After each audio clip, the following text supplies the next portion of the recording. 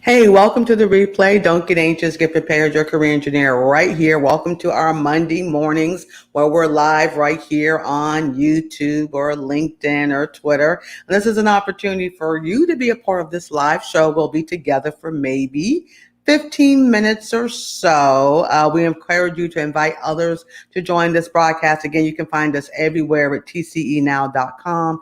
tcenow.com. Now, what are we getting into today? There's this conversation. In fact, this morning I'm looking at all the chatter and looking at everyone's asking the question, when is this going to change? When is this all going to end? In terms of the employment shortage, or can't find the right workers, or folks are not showing up at the interviews, all that stuff. So I'm going to talk about some reasons why this is going on. And this is a great opportunity for you to get your pen, your paper for low tech, or get those digital devices for high tech, and to bring your questions because we want to answer them. And here's the deal. We want to find out there's 3 reasons why this is going on. We've got the Great Resignation, we got the big shift, and we got something called the Reshuffle. And it's those things that's keeping us in this situation where we are. I know employers, I know you're feeling kind of anxious, but I'm going to help you to get prepared. And career seekers, I know you may have been anxious, but you better be prepared now so you can take advantage of what's happening. I don't know how long this is going to last, okay? So you need to get your shivit ready now. So don't go anywhere. We're going to be right back. Y'all know how I love pushing this little button, right? So we can come right back. I'm finding my button. And I want your questions too. This is a great opportunity to put your questions live so I can answer them. Yeah, you can do it later, but it's so much fun when you do it now. I'm telling you. So don't go anywhere. We're going to get right back with this big topic.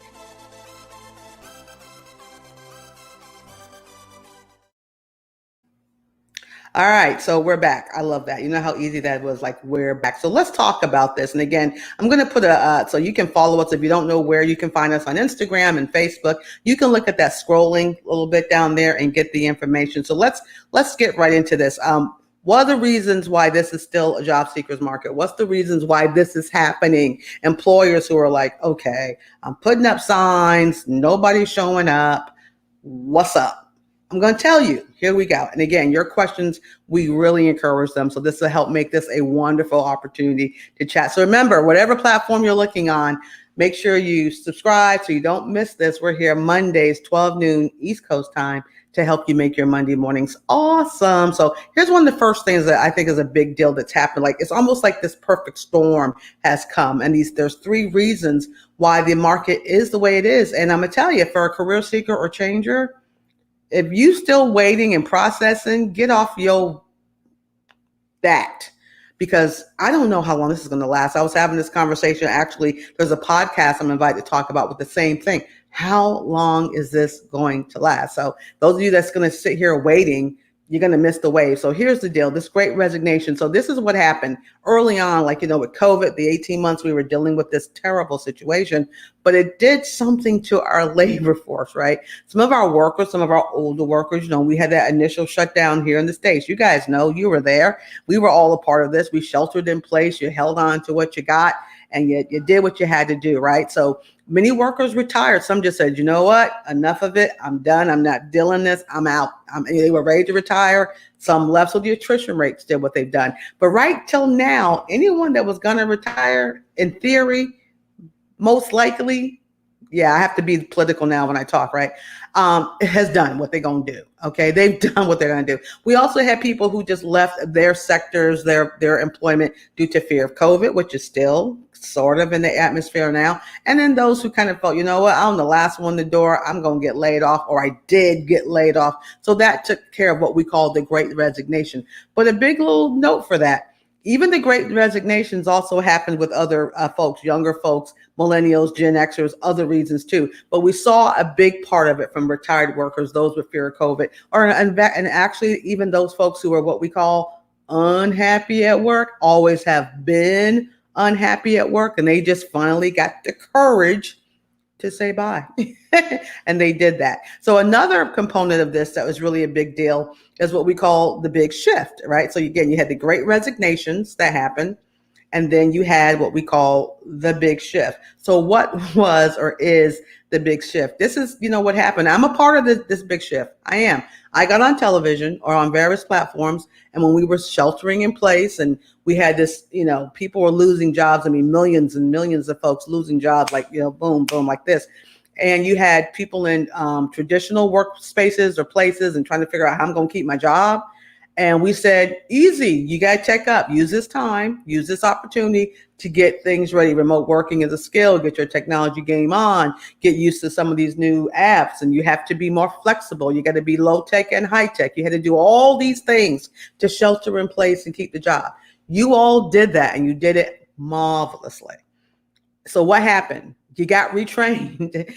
Some folks even found ways of there was all types of training provided by, private and public opportunities, and folks reskilled, they reset, they trained up, they teched up, and they realized some of the jobs they did in front, face-to-face customer service or working nights and weekends and holidays and 60 hours and 70 hours, they could find a cubicle farm where they can do customer service 9 to 5, Monday through Friday, better pay, better work experience, and didn't have to go back. They got these new skills that put them ahead, so they don't have to go back. So they found a better opportunity. And we were part of that. Okay, we were a part of that. So that's happened. So it shifted a whole lot of folks, particularly those in a lot of the service sectors. It shifted a whole lot of folks. And once that shift happened, I gotta say that real careful, right? Folks are not going backwards. They've learned this skill. They've got this new opportunity. Now they're moving forward. So it left those opportunities open for when it came back that nobody was there, or that person or those folks were not there. So that was the big thing. The big shift was a big thing. And we're still kind of feeling some shifting still 18 months in. What was the third factor of why this is a job seekers market? Why you're having a hard time? You're a small business or big employer getting the folk whether you call them essential or not way back when, why they're not showing up. We have this other concept called the reshuffle. And again, a lot of this information, I read a lot. I was talking this morning to my peeps at my TCE push-up meeting about, I may not have the traditional books, which I'd love to read a good book one day, but I can't because I'm sort of overwhelmed by all kinds of data. I like to read the data that forecasts and talks about where we are in the labor market, because I am a big data geek to be, I'm just kind of a cool data geek kind of. But anyway, I digress. Anyway, so I can know what's going on. So when I put my flair into these broadcasts, y'all know it's just not up in the twist. It's coming from some stuff, right? The reshuffle is the new thing, okay? The latest new thing, if you will. And what is the reshuffle? Here's what's happening. All that stuff that we were, concerned about, the folks at Kroger, the logistics, supply, hospitality, that big shift and that big resignation. We were looking at low wage earners, come on, who were essential during COVID? Like we were saying, we couldn't get our food. We couldn't get this. We couldn't get that. So there were certain jobs, of course, our healthcare workers and a whole lot of other essential people that we needed to get through. Now we're out of that woods, kind of, right? We got some other variants showing up, but, so the low wage worker, the supermarkets, people at the pharmacies, now they were boosted. But guess what? The reshuffle has now creeped into mid to senior level people. Yeah, guess what? We're finding that in these white collar, information driven, technology driven, knowledge driven occupations, they have a shuffle going on too. They may leave. They nested in place, but now they're seeing other opportunities. Maybe it's management style that's having them to go somewhere. Maybe it's lack of flexibility that's having them to go somewhere. Flexibility can be defined in all kinds of ways, but a big thing in people's mind is the ability to work from home some way, somehow, not just zero or not, all or nothing. It's like something flexible. So we're seeing folks reshuffle to other places. There's conversations and there's some samples of folks like someone that maybe has to work in Silicon Valley, but he lives on the East Coast and he is the senior dude. You need this guy on your payroll to make it happen. And a company said yes, and they let him work from 3,000 miles away, when it's time to come to the office on the other side of the country. No, you don't have to fly commercial. We'll put you in a chartered jet. Yes, that happened for one person. And yes, he got the salary that he was expecting. Let's see. Hey, Marilyn, welcome to the show. What are your thoughts on a career change, learning a new skill for 50 plus? Excellent question, Marilyn. And thank you for tuning in. Hey, you know what? Yeah, I'm gonna tell you something. Learning the new skill is required. It's required. I'm gonna almost say 50, the new 42, by the way, for those of you listening. We're in this age of data.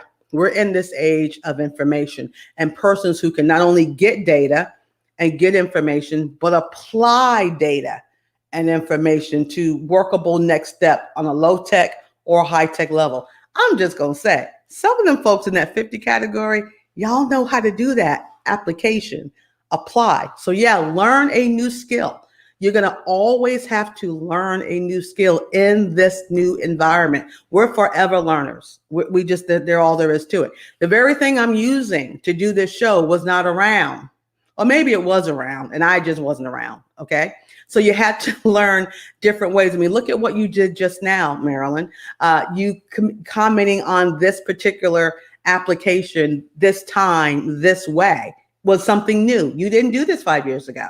It wasn't necessary nor required 5 years ago, but it is now. But the key here is to make sure you pick the right skill. You know, what are the right things to get into? You know, that's what's really important. There's a lot of training out here, folks, because of wanting to get people retrained and back to work.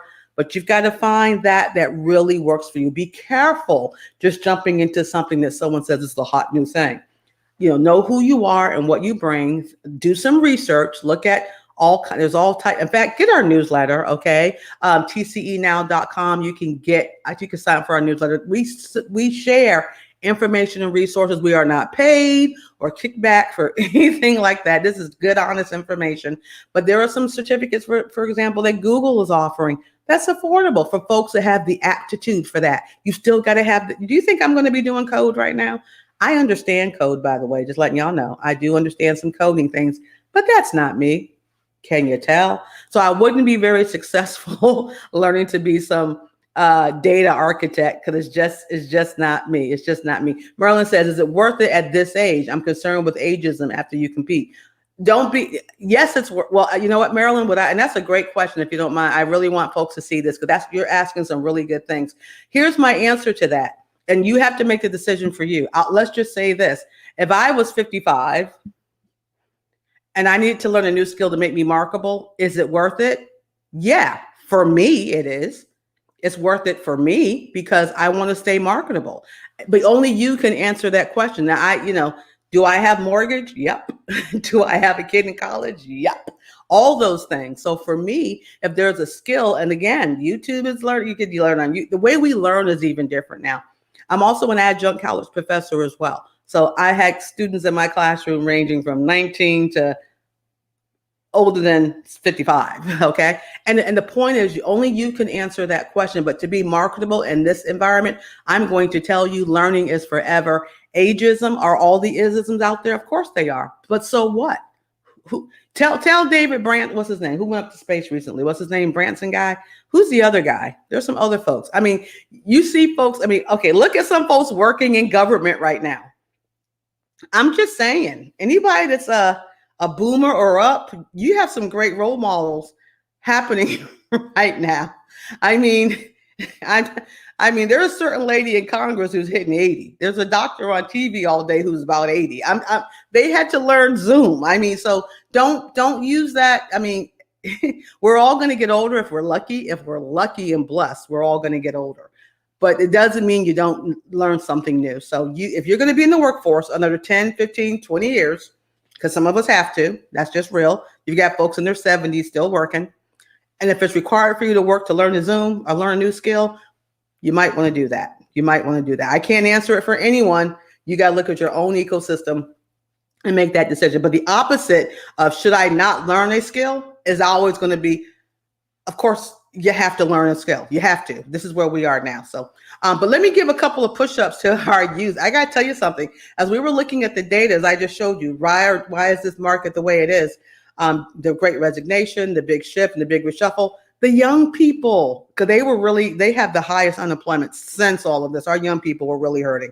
I mean, everyone was hurting, but our young people were really hurting. We're finding out that 16 to 19 crew, so hey, young folks, proud of you. They filled the gap. What some of us weren't doing, the us's who are above 19, these folks showed up and they have filled the gap. And here's the deal, for their efforts, they're coming in to higher wages. They're coming in to a quicker response. I mean, I've seen some 16, 17-year-olds making $11 an hour now at fast food, making $11 an hour at retail. And they don't mind the nights and weekends. They're young folks. They got all that energy. But talk about coming into a great situation for your young person. So if you work with young people or you got one of those young folk at home, plenty of opportunities abound, and they are stepping up, and we're really proud of them for doing so. So at the end of the day, what does these three things that I just talked about, what does it mean for you in your career? And again, thank you, Marilyn, so much for your question. It means that you guys have some amazing choices. You really do. You have some amazing choices, but you have them now. I don't know if you're going to have these choices later, but I do know that you have them now. So you want to act now. And remember, skill is important. Yes, there's certain skills, knowledge, and abilities that will always have the ability for you to earn higher wages or have a better deal. But please don't discount what you got. Don't discount what you have. Okay, meaning we always call them soft skills, and I have no idea why we call them soft skills. Because I'm gonna tell you right now, in this economy, they're valuable. Okay, we're talking communication, we're talking creative, complex problem solving, we're talking how you work in a crisis, we're talking initiative and follow-up, we're talking business intelligence or emotional intelligence, right? The ability to work and go to work, the ability to QA your stuff, to make sure your stuff is tight and right, I's are dotted, T's are crossed, those kind of things. The ability to get it done, the ability to stop whining and complaining, but guess what? Get it done. If you got those things, your resume and your career brand should really be showcasing, maximizing what you have and minimizing what you don't. Yes, new skills, certifications, all that stuff, they're beautiful. But if you can't practically apply them and nobody wants to work with you because you got issues or you don't know how to get it done or you can't play well with others in the sandbox, all that certification means no thing. Really, my opinion, but it has been a fact. So use what you got, folks. You might have some great skills that folks can't buy and that folks can't train you in. And then you get your foot in that door because guess what? It's a job seeker's market right now. You get your foot in that door, they'll train you in what they need you to have as long as you're trainable. As long as you're trainable, okay? Some of us, I'm not going to learn that. You're not trainable when you come across that way. So there's so many wonderful things that you all can do. So what I want you to do, though, is don't sit on your shivet or anything too long. Get your brand in order. Get that resume ready. If you're on LinkedIn, y'all know how I feel about my friend LinkedIn. Get that ready so you can showcase all the good stuff that you have so you can get out there. There's some chatter about,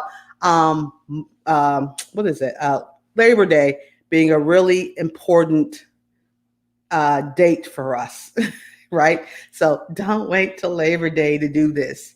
Do it now.